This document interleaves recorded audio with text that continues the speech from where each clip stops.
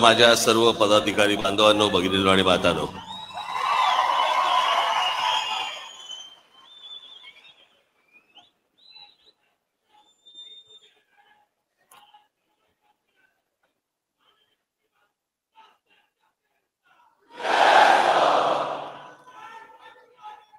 बस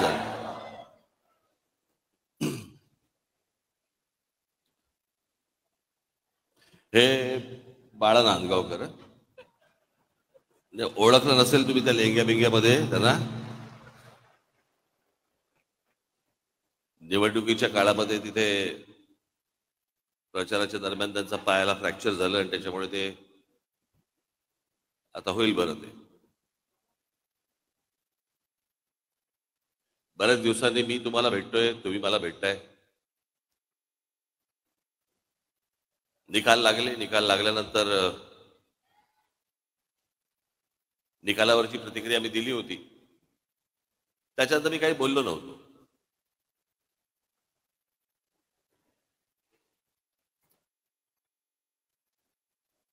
पण शांत आहे याचा अर्थ विचार करत नव्हतो असं नाही.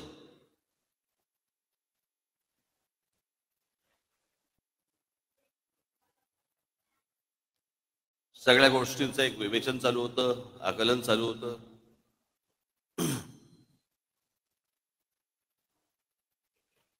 बरेच लोक मला भेटले या सगळ्या गेल्या 2 महिन्यामध्ये, 1.5 महिन्यामध्ये.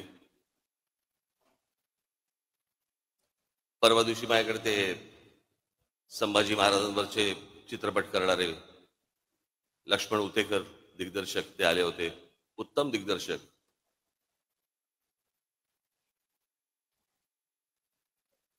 महाराष्ट्रातल्या तर प्रत्येकाने, मी काय त्याचा काही डिस्ट्रीब्युटर नाहीये, पण महाराष्ट्रातल्या प्रत्येक मराठी माणसाने तो चित्रपट पाहिलाच पाहिजे. कारण आमचे शिवछत्रपती ही प्रेरणा आहे.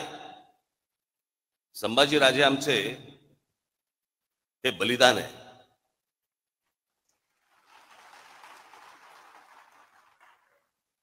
आणि मग मला मी पाहिलं नव्हतं त्याचं ते ट्रेलर बिलर. मला आमच्या अमेय खोपकरने मला सांगितलं की त्यांना तुम्हाला येऊन भेटायचंय. म्हटलं काय आहे विषय. नाही म्हटलं त्याच्यामध्ये संभाजी महाराज. हा लाईट जरा कमी होईल का रे, माझ्या डोक्यात डोळ्यासमोरचा काय आहे का काही त्याच्यात. ते बोटं बिटं घाला कुठेतरी बटनात.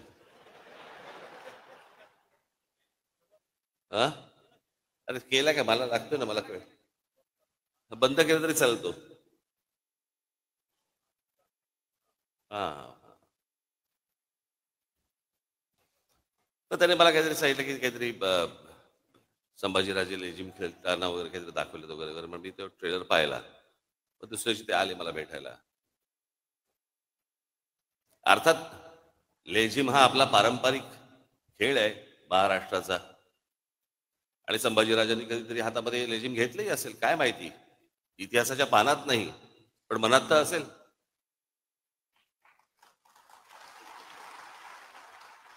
पण मी त्यांना म्हटलं त्या गाण्यावरनं म्हटलं चित्रपट पुढे सरकतोय का, की नुसतं गाणं आहे सेलिब्रेशनचं. तर बोला नाही, सेलिब्रेशनचं. म्हटलं मग कशाला चित्रपट कशाला स्टेकला लावताय.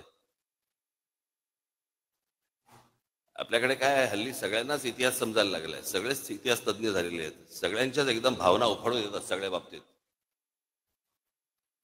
पण म्हटलं काय आहे, म्हटलं चित्रपट पाहायला लोक जेव्हा जाणार त्यावेळेला औरंगजेबाने केलेले जे अत्याचार आहेत ते डोक्यात ठेवून म्हटलं ज्यावेळेला लोक जातील आणि म्हटलं ट्रेलरमध्ये काहीतरी लेझिम बिजिम नाचता बिस्तार, म्हटलं काढून टाका. म्हटलं ते म्हटलं उद्या असं आपण पकडूया. म्हटलं नंतर मी कोणाशी तरी नंतर बोलत होतो. म्हटलं रिचर्ड ॲटनबरोबर ज्याला महात्मा गांधी पिक्चर केला, आपल्या डोळ्यासमोर महात्मा गांधीचे काही काही आंदोलन येतात. पण चित्रपट पाहायला गेलो असताना आपल्याला असं एका सीन मध्ये दिसलं की महात्मा गांधी दांडिया खेळतात. कसं वाटलं असतं आपल्याला. खरं तर दिग्दर्शकाला टाकायचा पण असेल सीन, पण महात्मा गांधींच्या हातात एकच काठी असल्यामुळे दांडिया खेळता नाही आला. 2 घेऊन असे चालले असेल तर कदाचित आला असतं सीन, माहित नाही आपल्याला.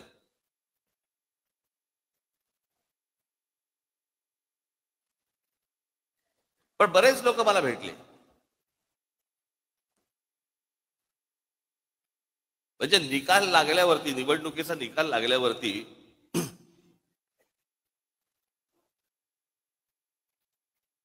ज्या दिवशी निकाल लागला, मी बोलतोय, तुम्हाला समजत असेल मी काय म्हणतोय ते, आणि सगळ्यांना माहिती आहे. महाराष्ट्रात निकाल लागल्यावरती मी पहिल्यांदा महाराष्ट्रात असं बघितलं, सन्नाटा पसरला. ज्या प्रकारचा जल्लोष व्हायला पाहिजे होता, ज्या प्रकारची गोष्ट व्हायला पाहिजे होती, मिरवणुका काय सगळं सन्नाट आलो, कारण लोकांमध्येच संभ्रम होता. हे काय आहे, हे कसं झालं, असा कसा निर्णय आला. माझ्याकडे एक व्यक्ती आली होती जी RSSची, म्हणजे संघाशी संबंधित व्यक्ती होती. त्यांच्याही मनामध्ये मला दिसलं की त्यांनाही पटलेलं नाही. त्यांनी फार छान वाक्य बोलले ते माझ्यासमोर.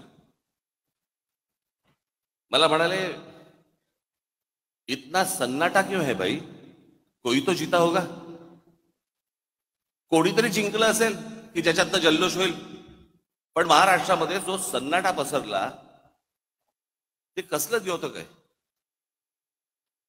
काही काही गोष्टींवरती तर विश्वासच बसू शकत नाही. हे आमच्या इथे राजू पाटील बसलेत. कुठे आहेत राजू, कुठे इथे.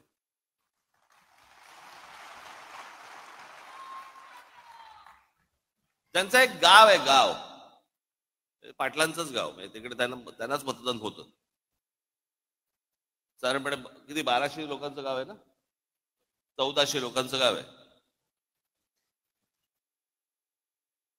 या 1400 लोकांच्या गावामध्ये राजू पाटलांना किती मतं पडली असतील. अख्खं सगळं मतदान, दरवेळेला त्यांना मतदान होतं. पहिल्यांदा त्यांचे भाऊ उभे होते त्यावेळेला त्यांना मतदान झालं, ते उभे होते त्यावेळेला मतदान झालं, ज्यावेळेला ते खासदारकीला होते त्यावेळेला मतदान झालं, सगळीकडं. त्या गावात किती मतदान झालं असेल राजू पाटलांना, किती मतं पडली असतील. एक पण नाही.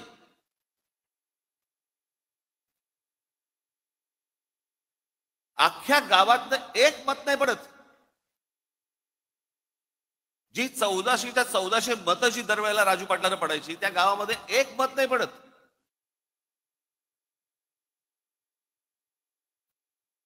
आपल्यातला एक मराठवाड्यामधला आपला एक पदाधिकारी आहे जो तिथे नगरसेवक आहे.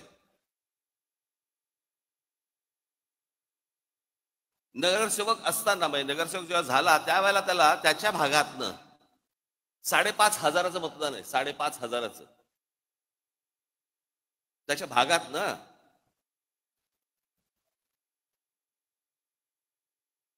आत्ता तो विधानसभेला उभा होता, त्याला त्याच्या वॉर्डामध्ये नगरसेवक पदासाठी म्हणून त्याला 5,500 मतदान झालं होतं.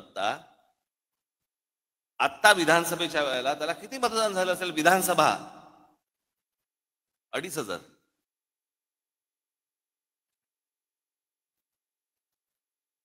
अनेक असे निर्णय आहेत महाराष्ट्रामध्ये झालेले की ज्याच्यावरती विश्वास, निवडून आलेल्यांचा विश्वास नाहीये. पडलेल्यांचा काय घेऊन बसलो आपण. रोज रात्री बायकोला बाळासाहेब थोरात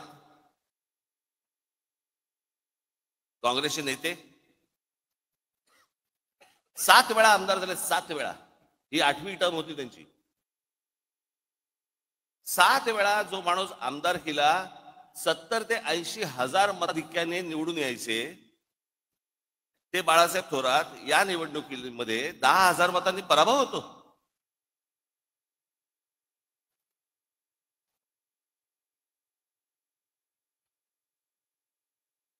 उद्या अनेक लोक बोलतील की राज ठाकरेंचा पराभव झाला म्हणून त्याच्यामुळे ते हे बोलतायत. मी काय बोलतोय, अख्खा महाराष्ट्र बोलतोय.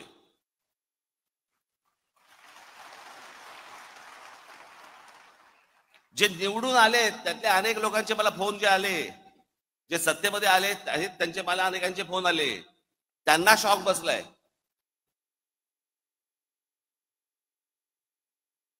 अहो 4-5 जागा येतील. म्हणजे कसं आहे, भारतीय जनता पक्षाला 132 काय जागा मिळाल्या वगैरे वगैरे, चला ठीक आहे. मागच्या वेळेला पण त्यांना काहीतरी 100 काय किती जागा होत्या, 105च्या आधी नाही 105-17 होत्या, 122 काहीतरी, 122 काहीतरी जागा होत्या 2014ला.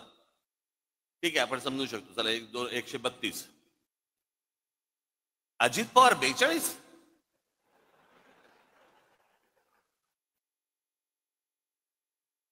म्हणजे 4-5 जागा येतील की नाही असं सगळ्यांना वाटत असताना अजित पवार 42, कोणाचा तरी विश्वास बसेल का याच्यावरती? आणि जे इतकी वर्ष या महाराष्ट्रामध्ये राजकारण करत आले, ज्यांच्या जीवावरती हे अजित पवार, भुजबळ बिजबळ सगळेजण मोठे झाले, त्या शरद पवारांना 10 जागा मिळतात. हे न समजण्याच्या पलीकडची गोष्ट आहे, न समजण्याच्या पलीकडची. गेल्या 4 महिन्यापूर्वी लोकसभा झाली. त्या लोकसभेला सर्वात जास्ती ज्यांचे कोणाचे खासदार निवडून आले असतील तर ते काँग्रेसचे निवडून आले. त्यांचे 13 खासदार निवडून आले काँग्रेसचे. बरोबर बोलतोय? एका खासदाराच्या खाली किती आमदार येतात? साधारणपणे 5 ते 6 आमदार येतात. 6 आमदार येतात, बरोबर आहे. सर्वसाधारणपणे किती आमदार यायला पाहिजे होते काँग्रेसचे? सगळे 6च्या 6 नाही पकडलं, पण एखाद्या मतदारसंघामध्ये 6च्या ऐवजी समजा 4 आलेत, 3 आलेत, काहीतरी त्यांचे 15 आमदार येतात.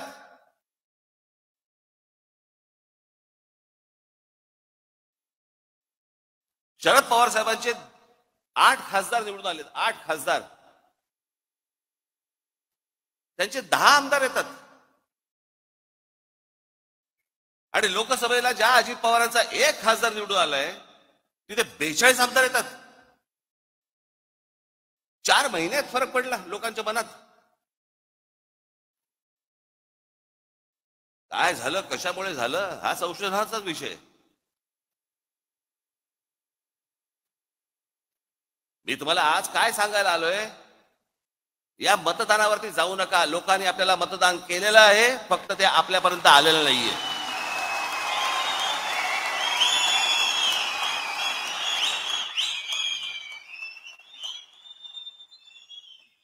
तुम्ही असं कुठेही मनामध्ये धरू नका की लोकांनी आपल्याला मतदान केलं नाही. लोकांनी मतदान केलं, पण ते केलेलं मतदान कुठेतरी गायब झालं.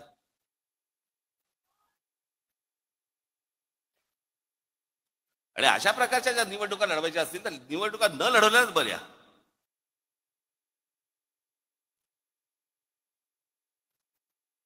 अर्थात ही पण गोष्ट निघून जाईल. कोणी कुठच्या गोष्टीचा अमरपट्टा घेऊन आलेला नसतो. अशा गोष्टी होत असतात.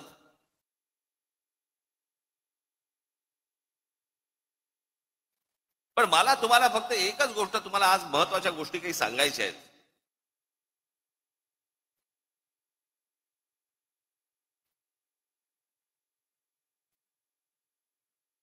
की ज्या गोष्टी तुम्हाला पक्षाने आजपर्यंत ज्या तुम्हाला सांगितल्या, ज्या आजपर्यंत पक्षाने ज्या गोष्टी केल्या, जी आंदोलनं केली, ज्या गोष्टींचे निर्णय लागले, या गोष्टी कुठेतरी तुम्ही पण सतत लोकांसमोर मांडत राहिले पाहिजेत.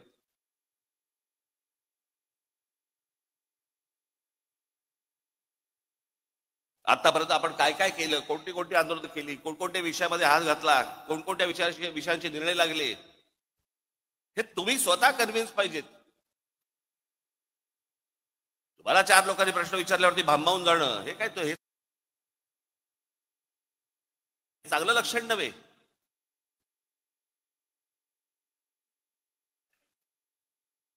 पण मी आज तुमच्यासाठी काही गोष्टी इथे आणल्या आहेत मुद्दामून, ज्या तुम्ही लक्षात ठेवल्या पाहिजेत. माझं भाषण संपल्यानंतर ज्या वेळेला ते येईल, कुठेतरी युट्यूबला येईल, तेवढा पोर्शन तुम्ही कट करून ठेवला पाहिजे. सतत तुम्ही त्या गोष्टी ऐकल्या पाहिजेत, बघितल्या पाहिजेत.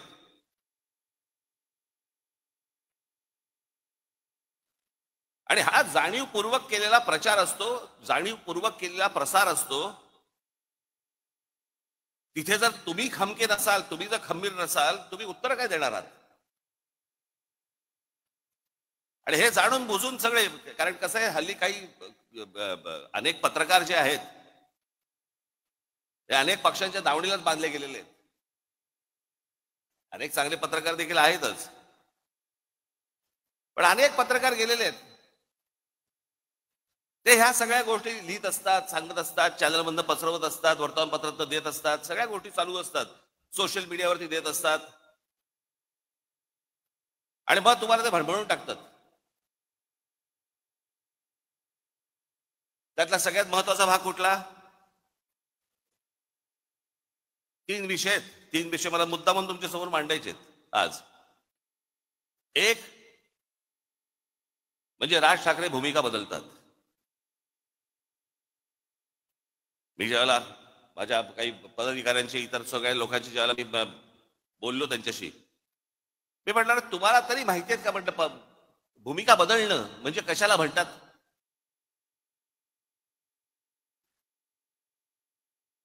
मी आज मुद्दामून तुमच्यासाठी काही गोष्टी इथे आणल्या आहेत. या महाराष्ट्रामध्ये देशामध्ये कशा कशा प्रकारच्या भूमिका लोकांनी बदलल्या आणि आपण काय केलं.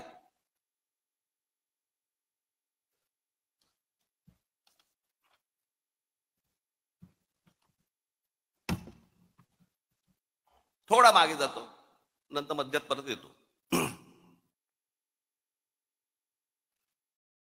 काय सांगतोय तुम्ही नीट ऐका. या देशाला ज्या वेळेला स्वातंत्र्य मिळालं, त्या स्वातंत्र्य मिळाल्यानंतर पहिली निवडणूक या देशामधली ही 1952 साली झाली. आणि ह्या 52 साली ज्या वेळेला ही निवडणूक झाली, त्यावेळेला नुकताच राष्ट्रीय स्वयंसेवक संघाचा म्हणून त्यांचा एक पॉलिटिकल विंग ही जन्माला आली, तिचं नाव जनसंघ.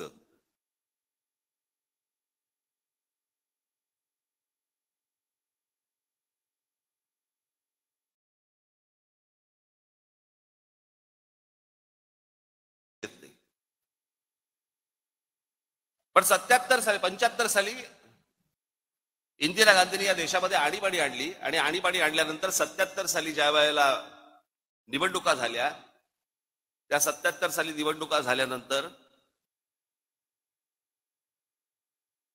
देशभरामध्ये इंदिरा गांधींचा दारुण पराभव झाला. इंदिरा गांधी स्वतः हरल्या होत्या.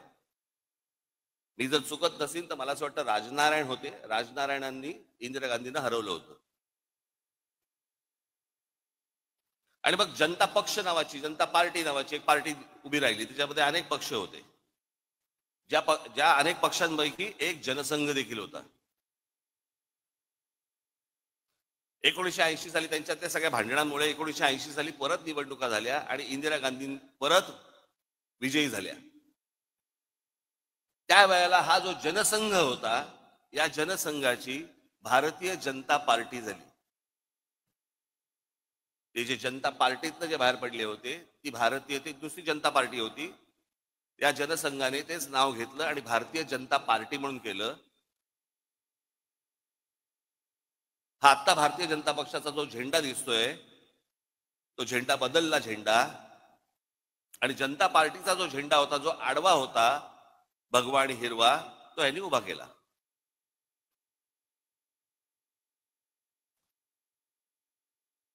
आणि हिंदुत्व या विषयावरती आजपर्यंत जे जनसंघाने ज्या गोष्टी केल्या, 80 साली ज्या भारतीय जनता पक्ष म्हणून जेव्हा झाला, भारतीय जनता पार्टी म्हणून जेव्हा झाली, त्यावेळेला अटल बिहारी वाजपेयी त्याचे अध्यक्ष झाले आणि त्यांनी संपूर्णपणे पक्षाची भूमिका बदलली आणि गांधीवादी समाजवाद यापुढे आम्ही पाळू ही भूमिका घेतली. गांधीवादी समाजवाद.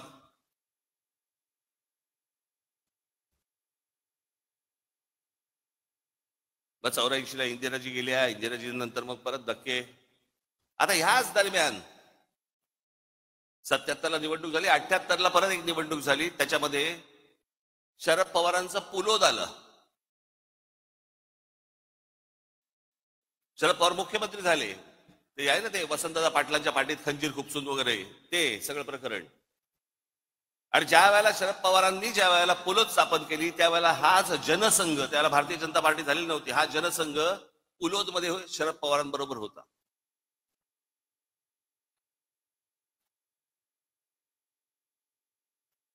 मी काय सांगतोय तुमच्या लक्षात येईल मी आता. आणि आता हे जे सगळं चालू आहे ना,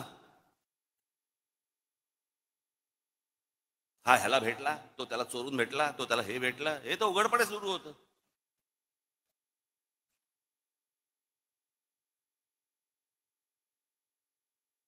त्याच 78ला म्हणजे मुळात 77-75 पासून शिवसेनेने काँग्रेसच्या आणीबाणीला पाठिंबा दिला होता. 80ची निवडणूक ही शिवसेनेने एकही जागा लढवली नव्हती, परंतु काँग्रेस आणि शिवसेना यांची युती होती.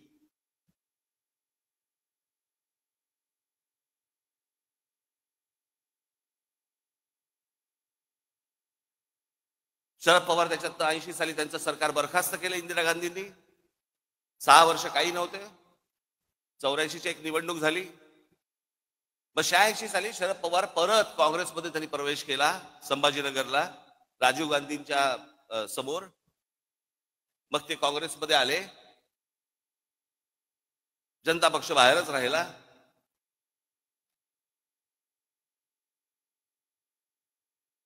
मग मराठीच्या प्रश्नावरती मुंबई महानगरपालिका शिवसेनेच्या हातामध्ये आली. 86ची निवडणूक झाली. 86 पर्यंत अटल बिहारी वाजपेयी हे भारतीय जनता पार्टीचे अध्यक्ष होते. 86ला पहिल्यांदा पार्ल्याची निवडणूक झाली आणि या देशातली पहिली निवडणूक जी हिंदुत्वावरती जिंकली गेली, ज्याच्यातनं अटल बिहारी वाजपेयींना बाजूला केलं आणि परत भारतीय जनता पार्टीने हिंदुत्वाचा नारा सुरू केला. त्यांच्या लक्षात आलं हिंदू हिंदू म्हणून मतदान करायला लागला. 87 साली संभाजीनगरची महानगरपालिका झाली. त्या महानगरपालिकेला ज्यावेळेला शिवसेनेला यश मिळालं, त्याच्यानंतर परत भारतीय जनता पक्ष शिवसेनेबरोबर यायला सुरुवात झाली. 88-89 चर्चा.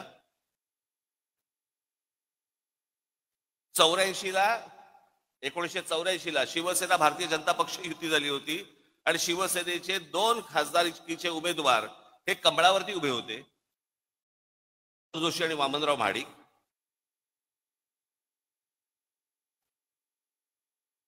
मग 90ला परत युती झाली.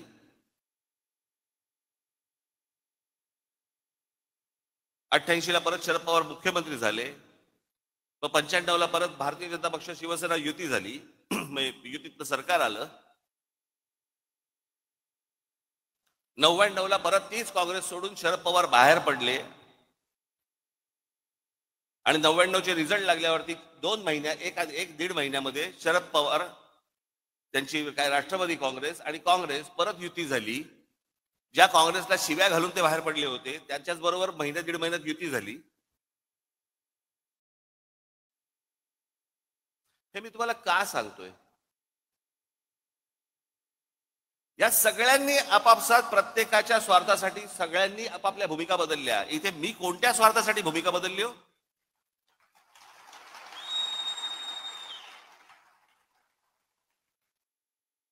आता जर समजा तुम्ही जर मंत्रिमंडळातली लोक बघितली आता, तर त्यातले बहुतेक जण हे शिवसेनेतनं आलेले, काँग्रेसमधनं आलेले असेच आहेत.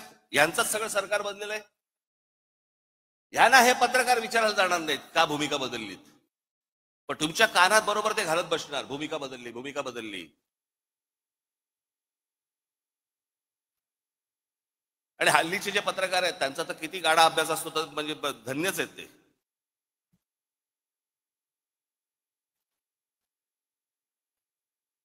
आजचा दिवस ढकलायचा, काही का बातमी टाके ना. आणि आता तर काय सगळे प्रत्येक पक्षाचे एक कल्लीच सगळे गोष्टी सुरू आहे. आता काल त्या कुंभमध्ये आहे, किती लोक गेली अजून आकडा येत नाहीये. ज्या प्रकारे इतर पक्षांचं कोणाचं असतं आणि काय झालं असतं, तर काय तमाशा केला असता चॅनलवाल्यांनी. आता काय नाही, सगळं चालू आहे, दाखवत आहेत बातम्या फक्त.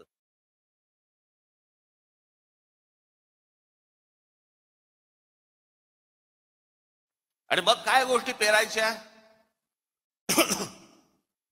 की राज ठाकरेंनी पहिल्यांदा नरेंद्र मोदींना पाठिंबा दिला, मग त्यांच्या ते विरोधात बोलायला लागले आणि मग परत त्यांनी सपोर्ट केला. का केला? कारण त्यांच्या मागे ईडी लावली, माझ्या मागे ईडी लावली.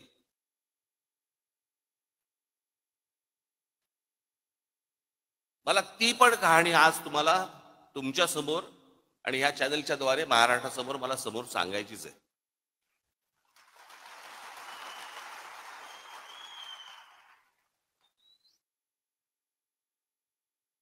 मी जे आता तुम्हाला जे सांगणार आहे, इथे समोर बघलो, इथे समोर महाराजांचा पुतळा आहे. त्याच्या समोर मी जे सांगीन ते शपथपूर्वक सांगीन.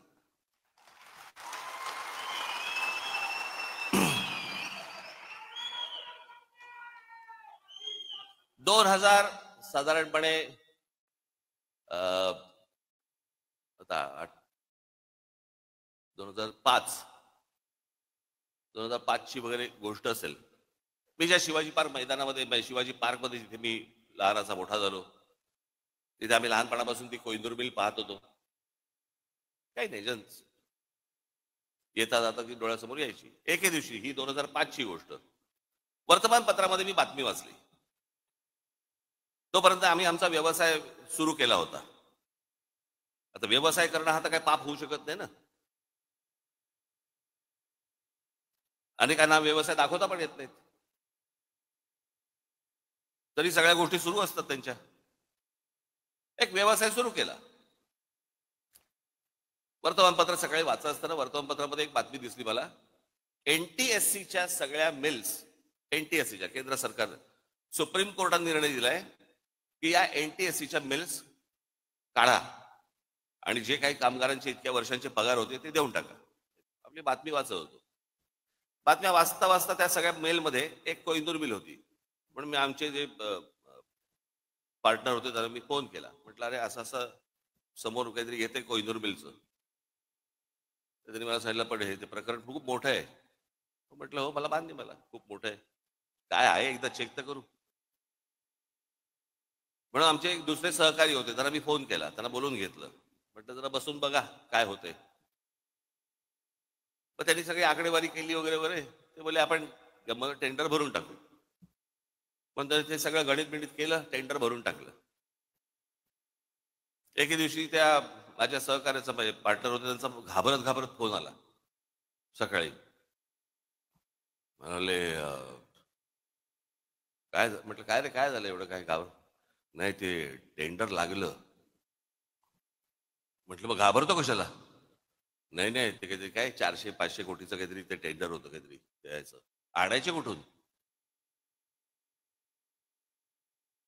थोडक्यात माझी जरा थोडीशी जमीन पायाखालची सरकली होती. आता म्हटलं काय करायचं, दाखवायला तर नको. मग आमच्या एका दुसऱ्या मित्राला सांगितलं. मग त्यांनी ते आयलँड एफएस नावाची एक कंपनी होती, त्या आयलँड एफएस कंपनीशी ते बोलले. आणि ती कंपनी बोलली की बाबा आम्ही पैसे भरायला तयार आहोत, तुमच्याबरोबर यायला तयार आहोत. म्हणून सगळे पैसे जेवढे असतात ते सगळे त्या कंपनीने भरले. आम्ही त्याच्यामध्ये पार्टनर होतो. 7-8 जण होतो आम्ही.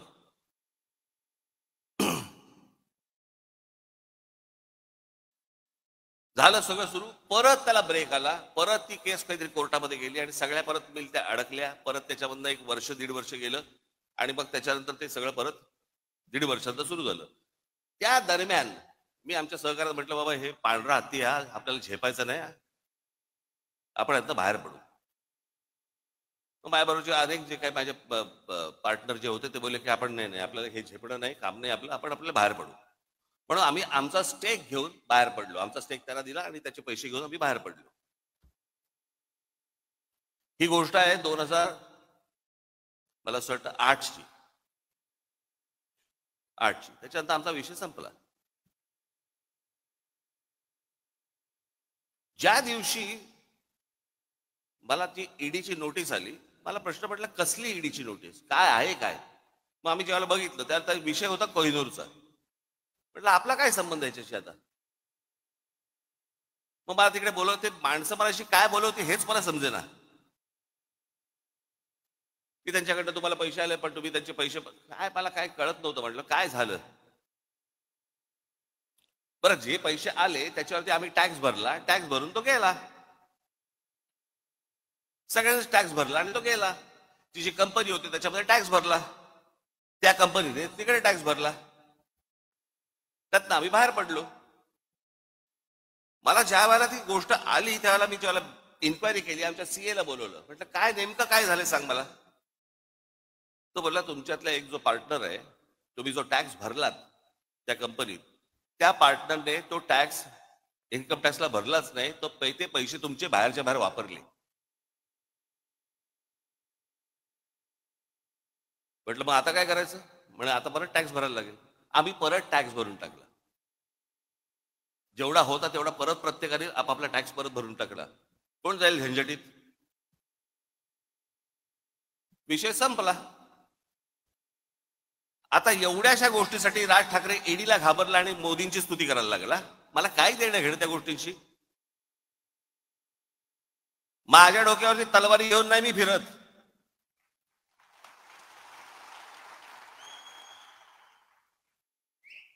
या बाकीच्यांसारखं नाहीये. 6 दिवस अगोदर मोदी म्हणतात 70,000 कोटीचा भ्रष्टाचार केलेला ना आम्ही 8 मध्ये टाकू. आम्हाला माहित होतं की ते मंत्रिमंडळात टाकणार आहेत.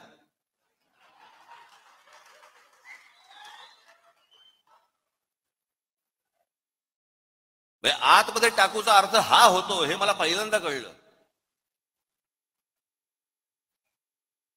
किती किती तुम्हाला देऊ मला ह्याच्यामध्ये उदाहरणं या सगळ्या गोष्टींची? हे बघा, आता आपण भारतीय जनता पक्षाने काय काय गोष्टी केल्या ते आपण बघूया. हिम्मत बिस्वा शर्मा भ्रष्टाचाराचं मूर्तिमंत प्रतीक अशी ज्यांची संभावना भारतीय जनता पक्षाने केली होती, हिम्मत बिस्वा शर्मांची, त्यांना पक्षात घेतलं. नंतर दुसऱ्या पक्षात होते ते, भ्रष्टाचाराचे आरोप केले होते त्यांच्यावरती.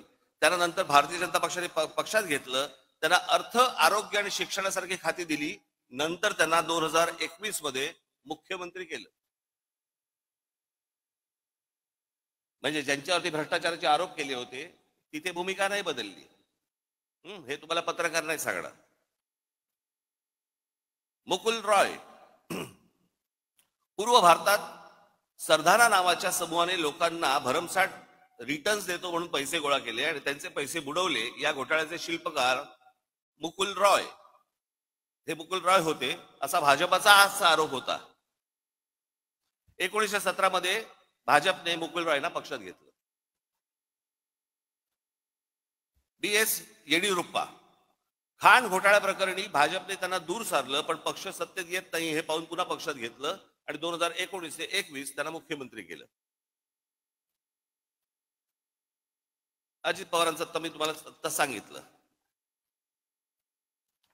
अशोक चव्हाण, आदर्श घोटाळा, त्यांनी काँग्रेस पक्ष सोडायच्या आधी संसदेत आदर्श घोटाळ्यातील त्यांच्या सहभागावरून भाजपच्या खासदारांनी आरोप केले. पुढे 8 दिवसात ते भाजपमध्ये आले आणि लगेचच त्यांना राज्यसभेवरती खासदार म्हणून पाठवलं. भूमिका नाही बदलली. फारुख अब्दुल्ला यांनी काश्मीर मधल्या 370 कलमाला विरोध करणाऱ्या भाजप सोबत, भाजपचा 370 कलमाला विरोध होता सुरुवातीपासून, आपलं त्यांचा विरोध होता की ते असू नये म्हणून, आणि फारुख अब्दुल्लांचा विरोध होता ते काढू नये म्हणून. काश्मीर मधल्या 370 कलमाला विरोध करणाऱ्या भाजपसोबत 1999 त्यांच्या एनडीएचे घटक बनले फारुख अब्दुल्ला, आणि ओमर अब्दुल्ला परराष्ट्र राज्यमंत्री बनले. याच ओमर अब्दुल्लांच्या नंतर नॅशनल कॉन्फरन्सने 2009 मध्ये काँग्रेसबरोबर युती केली. भूमिका नाही बदलली. भाजपमध्ये आले, भाजपने भूमिका बदलली. हे तुम्हाला कोण सांगणार नाहीत. म्हणून मी तुम्हाला, राजकारणामध्ये आहात तुम्ही, तुम्हाला हे सगळे संदर्भ तुम्हाला लक्षात असले पाहिजेत, तुम्हाला माहिती असली पाहिजे. ज्या वेळेला हे लोक येऊन समोर ज्याला तुमच्याशी बोलतात आणि ज्याला त्याला सांगतात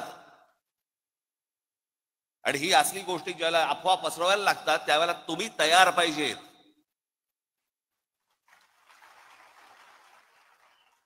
गेल्या 50, 60, 70 वर्षाचा इतिहास महाराष्ट्राचा काय आहे, देशाचा काय आहे, कुठे कुठे कुठच्या कुठच्या पक्षाने काय काय गोष्टी केल्या. मुफ्ती मोहम्मद सईद, भाजपने 2015ला मुफ्ती मोहम्मद सईद यांच्यासोबत युती केली आणि पुढे मुफ्ती मोहम्मद सईद यांच्या निधनानंतर त्यांच्या मुलीला महबूबा मुफ्ती सईदला पाठिंबा दिला. म्हणजे ज्यांचा 370 कलमाला विरोध होता काढू नये म्हणून, ते मुफ्ती मोहम्मद सईद.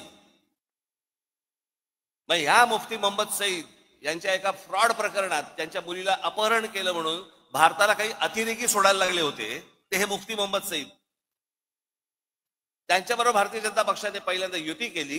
मुफ्ती महबूबा मुफ्तींना तिथे पुढे मुख्यमंत्री केलं आणि नंतर त्यांचं सरकार पाडलं आणि राष्ट्रपती राजवट आणली. भूमिका नाही बदलली. इथे कोण बोलणार नाही भूमिका बदलली.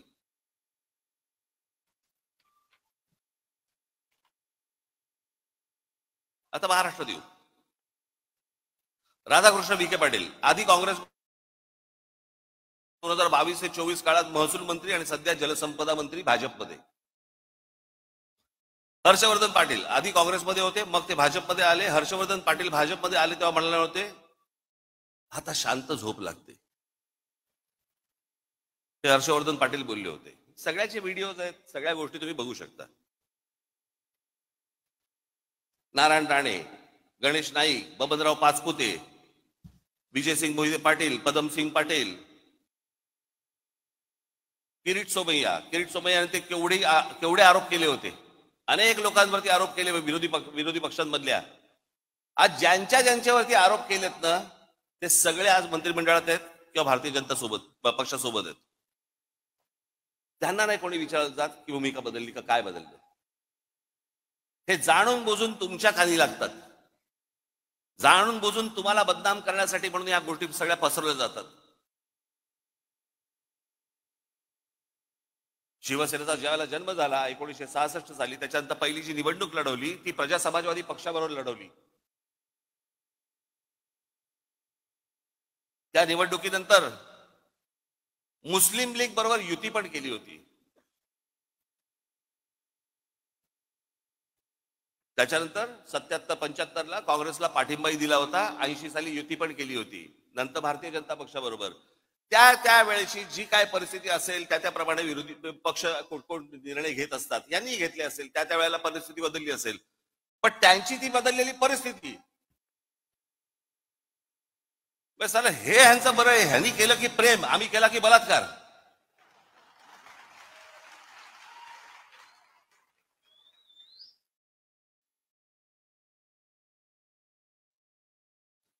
बरं, आता लोकसभेच्या वेळेला ज्या वेळेला नरेंद्र मोदी ज्या वेळेला इथे शिवतीर्थावरती आले होते त्यावेळेला मी त्यांच्या समोर बोललो होतो ना की 2014ची निवडणूक झाली त्यावेळेला मला जे बोलायचं होतं मी बोललोय. 2017ची निवडणूक झाली त्यावेळेला मला जे म्हणायचं होतं ते मी म्हणून झालेलं आहे. मी असं काही बोललो का की मी ते काही बोललोच नव्हतो, मी असं काही म्हणालोच नव्हतो, असं काही बोललो का? माझं बोलून झालंय. एकदा सुटलं की सुटलं.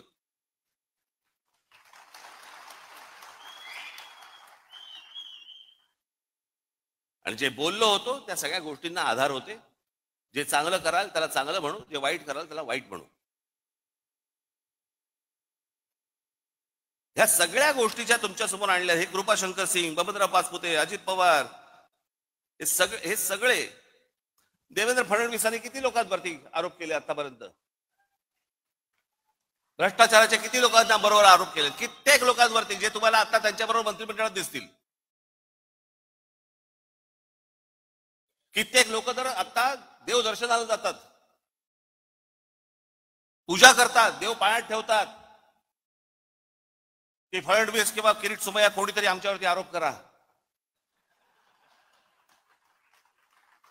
चला, आरोप केल्यावर आतमध्ये जाता येतं.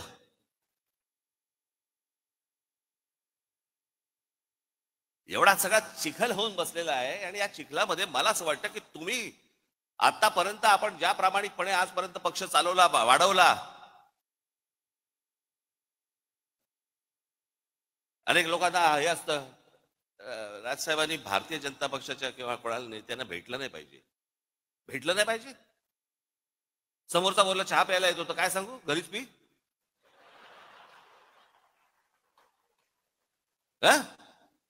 तुम्ही काय वेगळं सांगाल?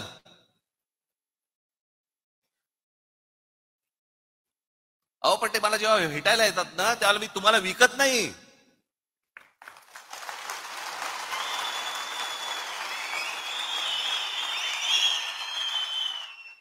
आणि माझा मराठीचा बाणा देखील मी बोथट करत नाही.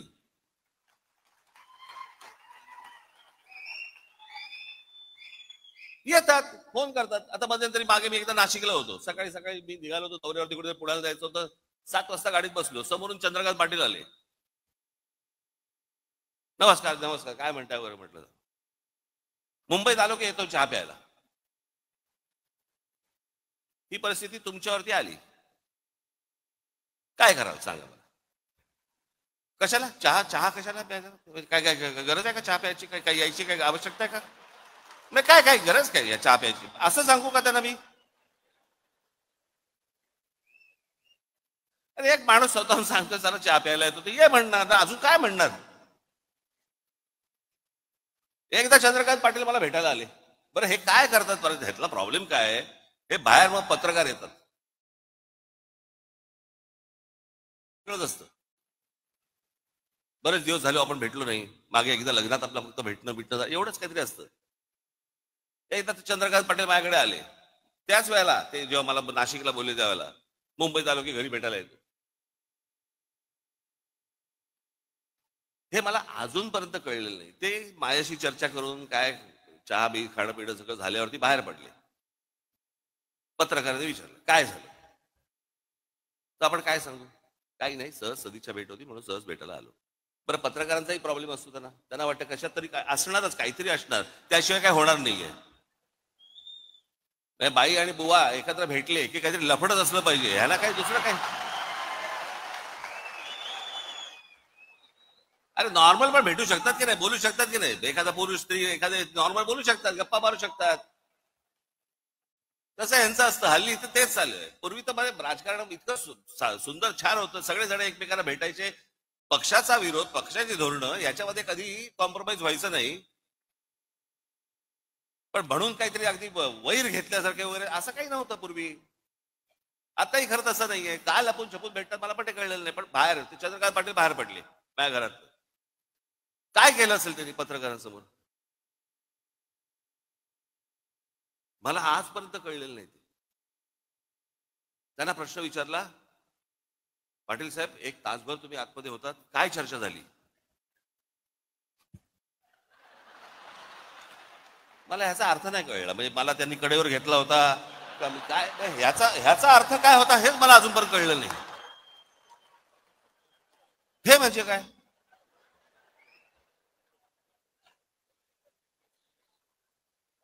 बरं मी काय पाहिलं नव्हतं. ते गेल्यानंतर पत्रकार आले आणि मला म्हणाले की त्यांनी असं केलं बाहेर गेल्यानंतर, म्हणजे काय झालं. मी म्हटलं असं केलं म्हणजे काय झालं, आम्ही दोघे एकमेकांना तेच विचारतोय, म्हणजे काय झालं. काय इकडे मी आक्रवलं होतं त्याच्यामध्ये दाबून दिलं आणि मी आक्रव फोडून दिलं वगैरे, काय म्हणजे झालं काय.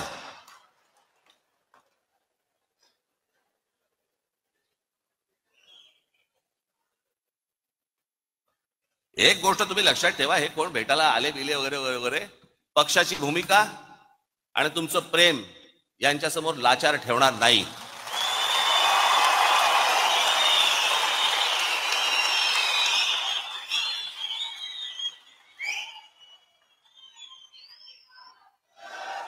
उद्या जेव्हा कधी निवडणुका होतील, काय होतील, कधी होतील. आता 28 तारखेला खरं तर निर्णय होता, तो 28 फेब्रुवारीला गेला. आता 28 फेब्रुवारीला गेला म्हणजे ऑक्टोबर नोव्हेंबर शिवाय निवडणुकाच होत नाहीत. तर ऑक्टोबर नोव्हेंबरला तरी काय अजून पुढे ढकलतील. त्यांना काय, सरकारला प्रशासक नेमल्यानंतर प्रशासनाच्या हातात जर समजा या सगळ्या महानगरपालिका आणि सगळ्या गोष्टी असतील, कोण नगरसेवकांची ओझी उचलेल. त्याच्यामुळे कदाचित मला माहिती नाहीये, परंतु आता ही 28 फेब्रुवारी का 26 फेब्रुवारी काहीतरी तारीख ठरली आहे, याच्यानंतर अजून पुढे जाईल काहीतरी. ते सगळं ऑक्टोबर नोव्हेंबर डिसेंबरला निवडणुका होतील. तोपर्यंत मी का सांगतो तुम्हाला, फालतू खर्च करत बसू नका, कळलं का. या देवस्थानाला घेऊन चाललो महिलांना, या इकडे घेऊन चाललो दर्शनाला, हे ते आता काही करू नका त्या सगळ्या गोष्टी, कळलं का. आणि निवडणुकीच्या वेळेला या खिशे बाहेर काढून माझ्यासमोर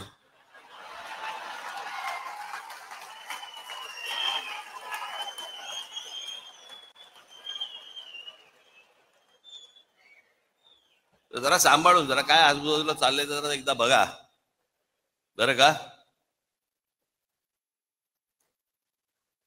आज मला तुम्हाला एवढंच सांगायचं आहे, पुढच्या काही दिवसांमध्ये पक्षाला वरपासून खालपर्यंत एक प्रकारची शिस्त आणण्याच्या दृष्टिकोनातून एक आचारसंहिता येणार आहे.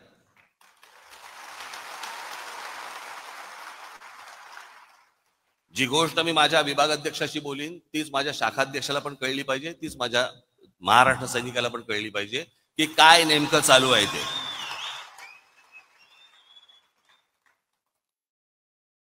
पुढच्या साधारणपणे फेब्रुवारीच्या पहिल्या दुसऱ्या आठवड्यापर्यंत त्या प्रत्येकाला बोलवलं जाईल, प्रत्येकाची आचारसंहिता प्रत्येकाला दिली जाईल, नेत्यांची आचारसंहिता नेत्यांना, त्याच्यानंतर तुमची कदाचित काही गोष्टींची नावंही बदलली जातील पदांची.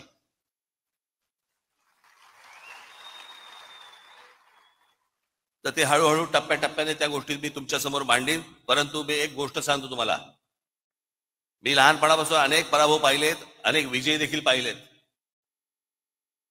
पराभवाने मी कधी खचलो नाही आणि विजयाने कधी हुरळून गेलो नाही.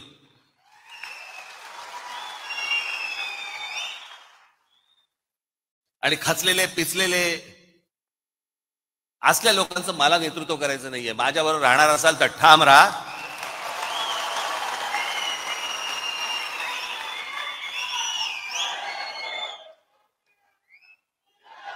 आपल्याला जे महाराष्ट्रामध्ये करायचंय, जे आपल्याला महाराष्ट्राच्या मराठी माणसासाठी करायचंय, जे या महाराष्ट्रातल्या हिंदूंसाठी करायचंय ते आपण करणारच आहोत. ते आपलं स्वप्न आहे. आज नाही, उद्या नाही, परवा, पण ते होणार म्हणजे होणार, एवढं निश्चित आपण लक्षात ठेवावं. आज तुम्हाला हे सगळं मी पहिल्यांदाच येतो या सगळ्या ऑडिटोरियम मध्ये. मी कधी आलेलो नव्हतो. खरं ते वरती बसले सगळे चिकटवलेले दिसत वाटतात मला. हे सगळे ते प्लॅकार्डचे करतात ना, तसेच दिसतात ते मला सगळ्या. आहात ना रे तुम्ही खरंच. हा हा. पण आज तुम्ही बऱ्याच दिवसानंतर तुमची भेट झाली, मलाही बरं वाटलं, मलाही आनंद झाला. एका उत्साहात, जल्लोषात, जोशात पुढच्या येणाऱ्या सगळ्या गोष्टी आपण पार पाडायच्या आहेत. घराघरापर्यंत जायचंय, लोकांचा विश्वास संपादन करायचंय. जे जे आतापर्यंत पक्षाने केलेलं आहे ते लोकांपर्यंत जाणं गरजेचं आहे. असल्या फालतू ज्या वेळेला अफवा पसरवल्या जातात त्यावेळेला तुमचा देखील राजकीय अभ्यास हा दांडगा असला पाहिजे आणि तुम्ही देखील पुरून उरला पाहिजेत त्या समोरच्या लोकांना. या गोष्टी मला असं वाटतं घेऊन तुम्ही आज सगळेजण आपल्या आपल्या घरामध्ये जाल. फेब्रुवारीच्या पहिल्या आठवड्यात, दुसऱ्या आठवड्यामध्ये आपल्या सर्वांची मी भेट घेईनच. तोपर्यंत तुर्तास आज इथेच थांबतो. धन्यवाद. जय हिंद, जय महाराष्ट्र.